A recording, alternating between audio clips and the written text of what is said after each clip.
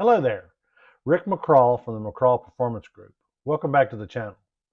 You know, customer satisfaction programs are all the rage, and hospitals and businesses all over are struggling to adopt them. I would argue that the very best value, though, rests in how it can improve the quality of your work life. And that's something I want to talk to you about today. Let's jump in on it. As a young ER director and administrator, I would like to disclose up front that no one was more skeptical about our efforts to improve patient satisfaction than I was. I felt like the tactics we were asked to use really were just smoke and mirrors. Frankly, they were designed to improve the score, but never really changing the experience of the patient or the customer. Having been a nurse for almost 40 years, I had grown up in an age where the adage was, "I'm here to save your you-know-what, not to kiss it." Looking back, I can tell you now that my attitude and thinking was wrong. Not only was I modeling behavior from both physicians and senior nurses that was disrespectful of our patients, by the way, many of whom were seeing us on the worst day of their life, but it was also creating a personal experience for me that was making work miserable. For whatever reason, I realized the common denominator in all of the interactions was me. Perhaps I was projecting myself in a manner that almost always got hostility back.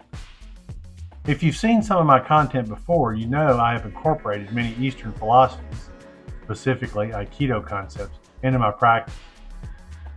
Frankly, on a dare, I decided to change the way I interacted with others to show everyone that I was not the problem in this equation. The next day I went to the hospital and my goal was to kill everyone with kindness. I was accommodating and eager to jump in on any task, and by the end of the day, I was amazed at how all of my interactions and my overall work had been very, very positive. By putting ego aside and projecting positive energy, I found that was exactly what I was getting back. While this was a great improvement, I was still getting frustrated with job tasks that I perceived as aggravating, time wasting, or, just to be brutally honest, beneath me. To combat this, I experimented with the concept of immersing myself into any task and attempting to do it in the very best manner possible. Samurai discovered a certain satisfaction in the pride of doing a good job, and I wondered if this would change my frustration level with my duties. I applied this to everything that I did, no matter how menial. I was seeking the satisfaction that comes from doing a really good job. This tactic is also very similar to servant leadership models, which are prevalent in our industry. The results were nothing short of remarkable. My work satisfaction improved dramatically, as did my performance. I became the go-to guy for dealing with hostile patients and demanding physicians. As a director and even as a consultant, I applied the same concepts and principles to those roles. There was no task required of my staff that I was not willing to do. In fact, if I had to assist in the department, I embraced those things that staff often did not want to do. This is at the heart of servant leadership.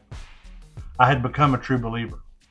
This is an important fact, as for any of this to be successful, it requires an all-in attitude.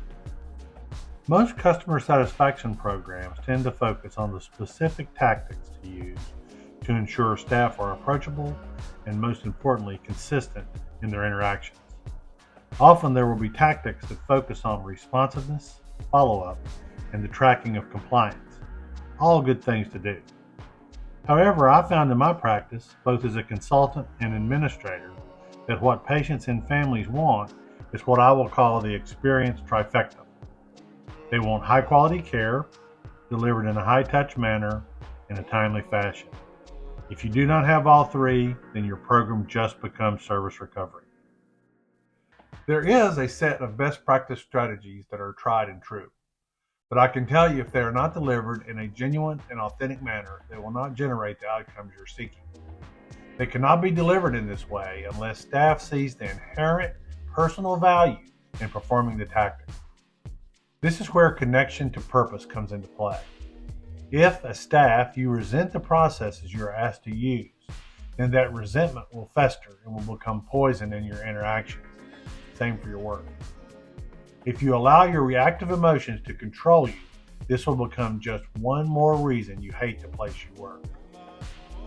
Frankly, for this to work, you need to see the personal value this can bring to your work life.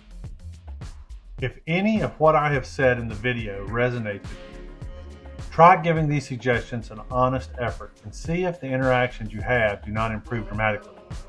Once you're able to see and feel this personal connection, the tactics become very easy to adopt. Now, I know there are many of my clinical colleagues who will say this is a lot of administrative, consultative snake oil. But I can only tell you that embracing the patient's experience changed my life and made my work much more enjoyable. To be honest, there is no downside to adopting these strategies unless you let false pride have a vote. Now, sometimes you will encounter a bully where these tactics and strategies may not seem to be that effective. What I can tell you is that when faced with conflict, it takes two to tango. And if you fail to participate or escalate the confrontation, it'll die right then and there.